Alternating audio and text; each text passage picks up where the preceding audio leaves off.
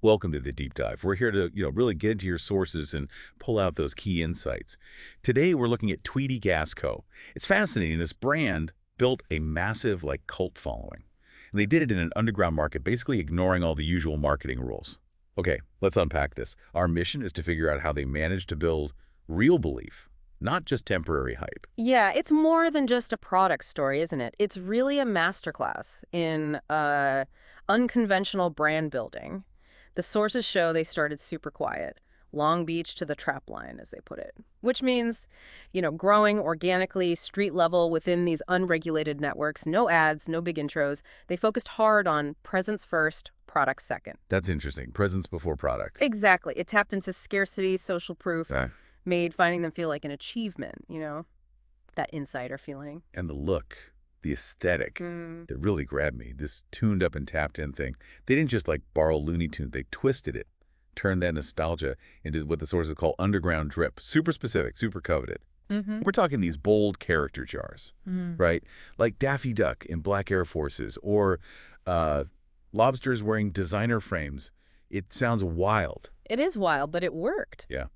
And the labels were loud, animated and brash, all caps text, tons of emojis. And that whole parody meets pressure style, it just created this instantly recognizable look, almost like a meme, which, if you think about it, let Tweety be the clout instead of chasing it. Right. They didn't need influencers because the brand was the influence. Precisely. Their look was the status symbol, being in the know.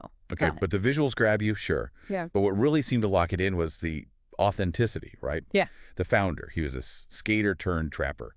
Came right out of that street skate scene. Which gives instant credibility in certain circles. Totally. And he apparently genuinely gave back, like $5 best trick contests, doing live drops at local parks.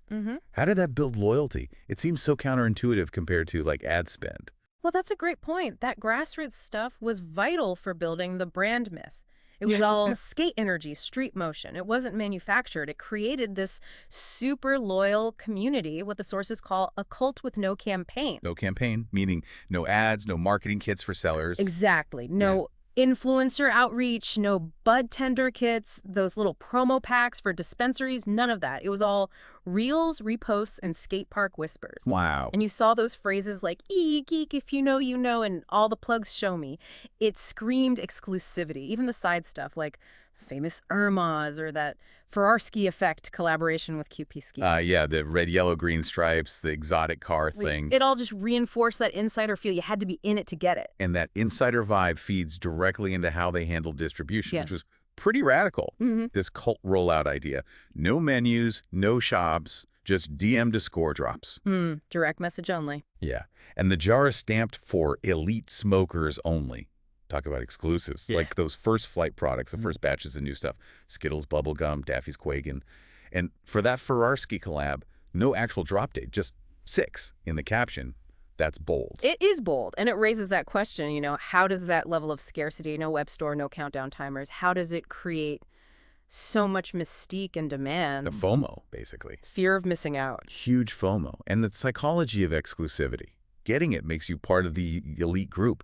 It let Tweedy keep that pressure still loading. They controlled everything. Like the sources said, you don't catch Tweedy, Tweedy catches you. So, wrapping this up, what's the big takeaway here for you, the listener? I mean, Tweedy Gas Co really showed that in some markets, maybe many markets, that real connection, being truly embedded in a culture and carefully building that mystique that can just blow traditional marketing spend out of the water. Absolutely. And maybe think beyond just this specific context. What lessons are there for you about building genuine belief, real community, not just buying hype? How can you apply that even if your product isn't for elite smokers only?